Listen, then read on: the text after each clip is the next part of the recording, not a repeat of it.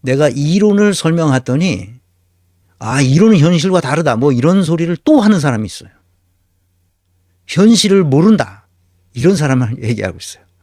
그래서 다시 한번 이론의 중요성을 말합니다. 좋은 이론만큼 실용적인 것은 없다.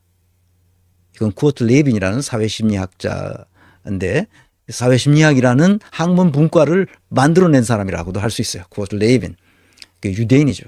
그러니까 33년에 나치가 들어서자 위협을 느낀 쿠어트 레빈이 이제 미국으로 튀었죠. 그래서 미국에 가서 자기가 연구하고 싶었던 일들을 연구했는데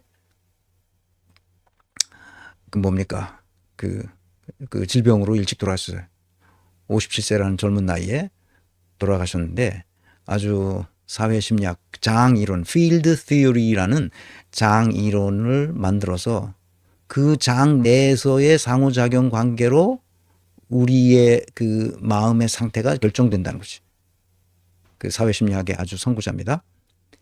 그래서 내 지도교수는 항상 학생들에게 이렇게 말했어요.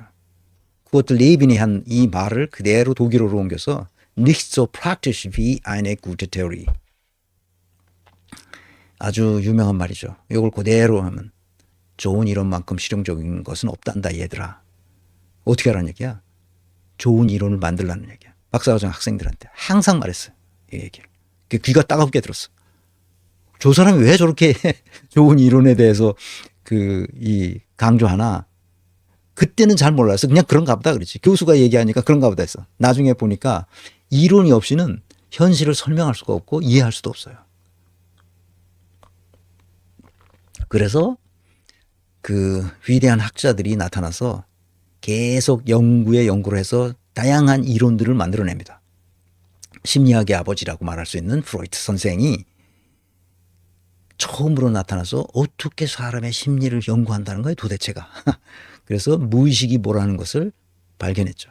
그 후에 많은 사람들이 비판도 하고 했지만 어차피 인간은 무의식에, 그러니까 그 무의식에 잠재되어 있는 것에 의해서 우리가 나도 모르게 꿈도 꾸고 나도 모르게 실수도 하고 나도 모르게 헛소리를 하고 나도 모른 행동하게 된다는 거죠.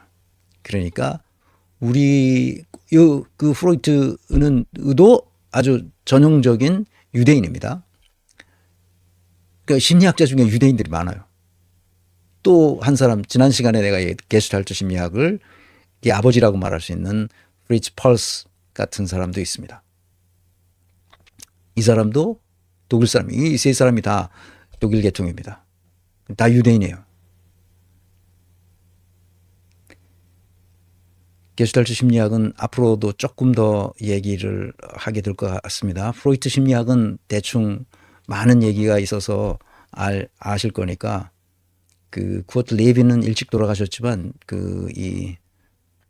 그룹 다이나믹스라는 그 방법론을 써가지고 사람들의 심리가 어떻게 변화되고 어떤 방식으로 자기 삶을 살아가는지에 대해서 연구했던 위대한 학자입니다. 쿠어트 레빈. 그래서 자기를 독일어 그대로 루윈이라고 하지 않고 레빈이라고 서양 사람들도 부릅니다. 그 프리츠 펄스도 유대인이어서 이제 나치가 들어서자 튀었죠. 남아공으로 튀어서 거기서 46년에 다시 미국으로 이주해서 미국에서 활동했던 게슈탈트 심리학자입니다. 게슈탈트라는 말은 게슈타포하고 전혀 다른 말입니다. 게슈탈트는 전체, 전모. 이 사람들이 주장하는 핵심 메시지는 뭐냐? 전체는 부분의 합보다 크다는 겁니다. 그게 굉장히 중요해요. 그래서 한 사람을 부분으로 나눠서 보지 말고 전체로 봐야 된다는 거지. 부분으로 나누되 그 부분들이 상호작용이 어떻게 일어나는지를 보고 그 전모를 파악해서 치료를 해야지. 이게 다 의사들입니다. 치료를 해야지 그렇게 하지 않으면 안 된다. 그런 얘기입니다. 쿠어트 레빈은 의사는 아니었어요. 그 펄스는 의사였고 프로이트도 의사였고. 자, 그리고 도대체 이론이 뭐길래 그렇게 이론에 집착하냐 당신은. 이제 그걸 여러분들이 몰라서 내가 가르치는 이론이 저 사람은 이론만 얘기하지 현실은 전혀 모르는 사람 아니야? 이렇게 이야기할 수 있는데 그것은 아주 잘못된 생각입니다. 이론이 없으면 현실을 이해할 수 없기 때문에 그렇습니다. 내가 그 사례를 여러분들에게 들려드릴 겁니다. 이론과 현실이 이렇게 있으면 그것을 보고 이론화하는 작업을 학자들이 합니다.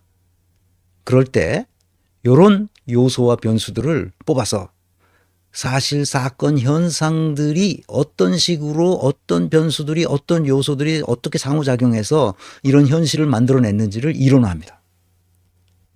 이것을 하는 게 논문이에요. 그러니까 독일에서 학위를 받으려면 학위 논문을 쓸 때 이걸 잘 골라내야 됩니다. 여기에 독일 사람들이 구멍이 좀 뚫려 있다 그러면 그 구멍을 저 이론으로 메꿔줘야 됩니다. 그 구멍을 찾는 게 엄청 힘들어요. 그러니까 엄청난 이 문헌을 읽어야 그 구멍이 어디 있는지를 찾을 수가 있어요. 그래서 문헌을 얼마나 많이 읽었느냐가 아주 중요한 관건이 됩니다. 그 논문의 성공 여부에 관건이 되죠. 학위를 받느냐 못 받느냐는 관건이 바로 여기에 있습니다.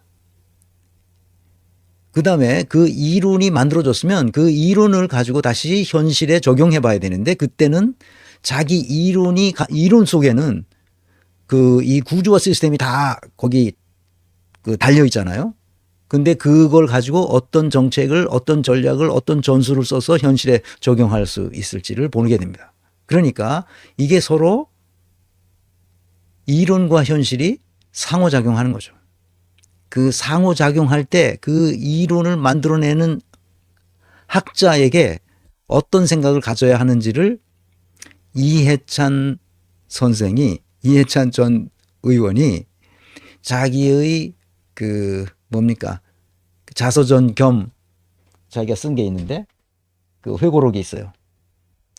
최민희 의원하고 대담한 대담집인데 거기에 잘 설명되어 있습니다. 공인의식과 사회과학적 안목을 가지고 경중, 선후, 완급을 파악할 수 있어야 된다. 공인의식과 사회과학적 안목을 가지고 통시적 흐름, 역사의식과 공시적 흐름, 공시적 구조, 시대정신을 가지고 이때 중산층과 서민의 삶을 항상 유의해야 한다. 항상 참조해야 된다. 항상 의식해야 된다. 그런 얘기를 하고 있습니다. 그래서 이해찬 회고록은 한번 여러분들이 읽어보셔도 내가 왜 이런 얘기를 하는지 이해할 수 있을 겁니다. 지금 살아있는 정치인 중에서 내가 이 회고록을 읽어보면서 이 사람이 왜 단 한 번도 자기가 나간 선거에서 떨어진 적이 없는지 이해했어요. 이런 정신 가지고 정치를 했기 때문에 그렇구나 하는 걸 알게 됐죠. 그래서 공인의식과 사회과학적 안목을 가지고 있되 그렇게 하기 위해서는 진실하고 성실하고 절실해야 된다는 거예요. 그것은 철학과 실력과 용기를 필요로 하는 거죠. 이럴 때 비로소 이렇게 됐을 때 그 사람이 어디서 무슨 가방끈이 기냐 짧으냐 이 문제가 아니라 학문적 소양을 길렀다고 보는 거예요. 그래서 정치인으로서 이해찬이 실패하지 않고 끝까지 7선인가? 그렇게 됐죠 아마. 그렇게 할 수 있었던 것은 바로 이 때문이라 이런 철학을 가지고 있었기 때문이었다. 이렇게 생각합니다. 그러니까 현실을 이론으로 포착되지 않는 현실은 사실상 현실일 수가 없어요. 그걸 분명히 알아야 됩니다. 내가 여기서 이론을 가르치는 이유는 현실을 이해하기 위해서 이론을 가르치는 거예요. 이론을 가르치지 않는 사람들은 그저 눈앞에 보이는 것을 분석해가지고 이게 어떠니 저떠니 하고 쥐떠들어요. 그 사람들이 굉장히 위험한 사람들이에요. 위험한 사람들이라는 사실을 아셔야 됩니다. 그래서 다시 한번 학문의 중요성, 이론의 중요성을 또 한번 얘기하겠습니다.